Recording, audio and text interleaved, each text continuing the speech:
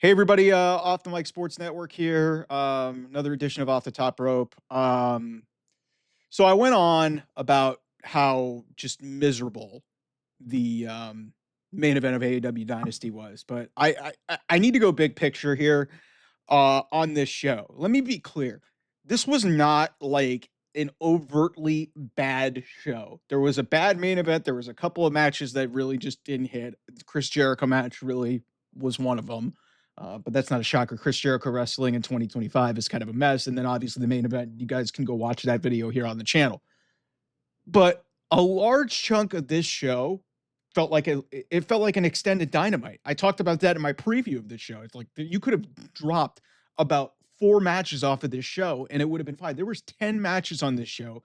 They go past midnight Eastern, and you had 2 pre-show matches. Not to mention, Anthony Bowens makes his triumphant return, looks like a stud. It's on the pre-show, and he squashes Max Caster in 30 seconds. Why that couldn't have made it on the pay-per-view, I don't know. But we had time for Chris Jericho against Bandito for the Ring of Honor Championship on an AEW show. That makes a ton of sense. But let me run you through this card real quickly for those of you who did not tune in. For those of you who just want to just get a brief run. So Will Ospreay and Kevin Knight was a fun match. Listen, Kevin Knight was going to lose. Kevin Knight looked good in this match, but Ospreay was going to win. If there was going to be a Owen Hart Cup tournament match that was going to make this show, Will Ospreay was probably the one that could have done it. So I was fine with this being on the show. But let's be real. Kevin Knight getting a pay-per-view match basically 10 days, 15 days into his run just doesn't feel right. And I think this would have ended up ultimately being Will Ospreay versus Jay White, but Jay White unfortunately got hurt. Then we get Hurt Syndicate faces the Learning Tree, Big Bill and Brian Keith. This could have been on a Collision. I love the Hurt Syndicate. They're over as shit, but this did not need to be there. And this was the best use they had of MJF. MJF had an interference spot in this match. That's the best use they have of one of their top company stars. Mercedes Moné beats Julia Hart in kind of a clunker of a match. Julia's kind of not been the same since she came back from her injury. Mercedes, as I've said, I just think, she's been fine, but this was one of her weaker performances. So that was the women's Owen Hart Cup match. So I guess you could justify it, but honestly, I would have been fine seeing this on a Dynamite. Death Riders versus Rated FTR for the trios match. Like, I get why this was on pay-per-view because there was a huge angle after this. Honestly, one of the best things on this show was the post-match angle where FTR turns really violently on Adam Copeland. They give him a pile driver. They give him a stuffed pile driver onto a steel chair. They give him a big rig or whatever what do they call it? The shatter machine. They've rotated back and forth. So in that respect, I kind of get why this was on pay-per-view, but this could have been done as a television match as well. Tony Storm, Megan Bayne was actually really well built. It had a roll-up finish, maybe to protect Megan Bayne, but a nice performance from those two. Solid match. So that warranted. Kyle Fletcher and Mark Briscoe was actually a really good match, but what in the fuck did this warrant being on pay-per-view? Like, you could have easily done this on television. Like, it was a great match, and it was like Mark Briscoe and Kyle Fletcher just put out bangers, but I could have done without this being on pay-per-view. Bandito, Chris Jericho was before the main event, one of the more overbooked and nonsensical matches of this show. Bandito wins the Ring of Honor Championship from Chris Jericho. Chris Jericho, they do the dusty finish where Chris Jericho wins, and then Bandito's family members identify that the baseball bat was in the steps.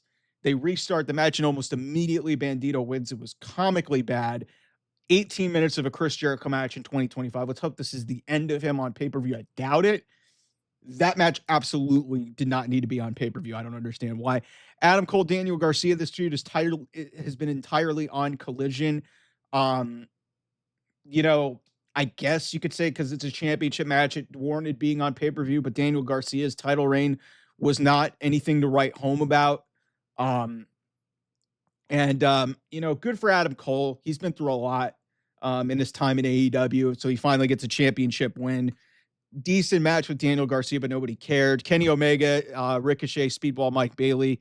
30-minute match for the International Championship. This went on way too long. It was outstanding, but it went on way too long. I mean, I popped big for the Mike Bailey, Karate Kid spot. And Kenny Omega hitting a top rope one winged angel for the win.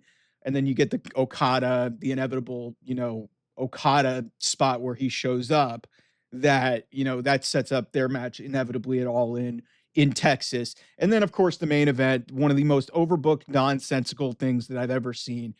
Like, listen, here's my thing. And I said this in the reaction video to what transpired with Moxley and Swerve. Um, I read you off that entire card to really illustrate a point here. Um, I'd say at least almost half of that card you could have seen on a 2-hour episode of Dynamite. I'm just calling it what it is. Like, a lot of this was filler. I mean, you had 3 Card Cup tournament matches that were literally made on Wednesday that were put on this show. Mark Briscoe and Kyle Fletcher had no business being on this show. As good of a match as it was, it did not belong on pay-per-view. Mercedes Moné, Julia Hart, hey, that could have been the TBS title match a year ago. But the Will Ospreay match, even if it was Kevin Knight, it's Will Ospreay. He's one of the top guys. Him being on pay-per-view was kind of warranted. You have another nondescript tag team title match that had no business being on the show, even though the Hurt Syndicate are over as heck. Like, I could list you at least 3 to 5 matches that did not belong, and you could have easily put in a spot for Anthony Bowen's Max Caster to set up whatever that was. But they got 30 seconds on the pre-show. This company has completely lost the plot. It's completely lost the plot. And then you make us wait 5 hours, including the pre-show, to get to that conclusion where the one thing that you could have done that had people genuinely interested, at least from the outside, like the diehards were always going to buy this pay-per-view, but the one thing that was genuinely interesting for wrestling fans who maybe, hey, you could try and hook back in AEW was, hey, let's give Jon Moxley the loss and let's take the title off of him and give it to Swerve Strickland, a guy that people are genuinely invested in. And we made it believable. And you still literally pulled everything out the rug from underneath everybody. Like, it's one of the most baffling things that I've ever seen. Again, this was like, I'm not going to say this was a terrible show, but there was no life to it. And there was a lot of matches that didn't belong on the show. None of them were really like bad, like I said, outside of that Jericho match. And then I would say, obviously the main event. And the main event is really what sticks in my craw. It's one thing that really frustrates me is that's what you came up with. It's insulting. It's really insulting. And it shows you that this company does not care. They've completely jumped the shark. They've completely lost the plot of how it is. They're doing whatever the fuck they want. And I would not be surprised if Dynamite got one of its lowest ratings ever this coming week. They were already dipping under 600,000. You have Jon Moxley continually being the world champion. We haven't seen the world title since October. And you had a golden ticket. They could have easily done it any of the last 3 pay-per-views that they've done. You had a golden ticket to take the title off of him, and you didn't do it. You did it in the most spectacularly overbooked, nonsensical finish I've ever seen in all my years of watching professional wrestling. It brings me back to the death of WCW. So, like I said, fuck AEW. Like, this was just so tone deaf on so many different levels. And not to mention the fact that, like I said, it comes on the back heels of a pay-per-view that, was admittedly fine, but it felt like you charged people $50 on pay-per-view. People were spending $50 to $100 for tickets to go into the stadium. And a lot of people bought those tickets late because they thought Swerve was going to win. And you still didn't do it. And you made them sit through 5 hours of this shit after midnight Eastern on a work night for a lot of people and a school night for some kids who potentially went out there. And you didn't give a shit about that. This isn't even about giving the fans what they want. This is about whatever they want to do. And it's insulting. And I'm seeing so many people at the AEW diehard saying, yeah, AEW is in a great place. Yeah, the main event scene shit. There was some good stuff on the show, but still, you had 10 matches on the show. And everybody gets mad at Triple H for only doing 5-match PLEs. This show could have been 5 matches easily, and it would have been fine.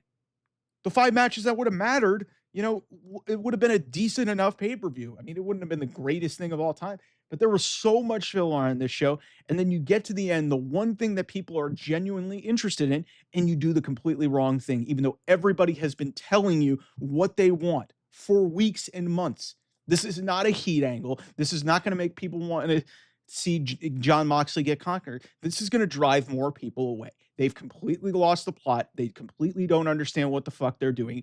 It's completely jumped the shark. I've been saying this for months, but it was never more clear than what happened on Dynasty at Philadelphia that, like, it's over. It's over. It feels like this was the death nail for AEW. Really, truthfully, because it's like, at what point is it going to register to them that when you start like drawing even lower numbers, no, they're going to come up with some concocted idea that, hey, more people are watching streaming. Like we had that whole story this week. It's just like, what in the F was this? Completely jumped the shark. Completely insulting. Fuck you, AEW. Anyway, thanks so much. I'll see you guys soon. Bye-bye.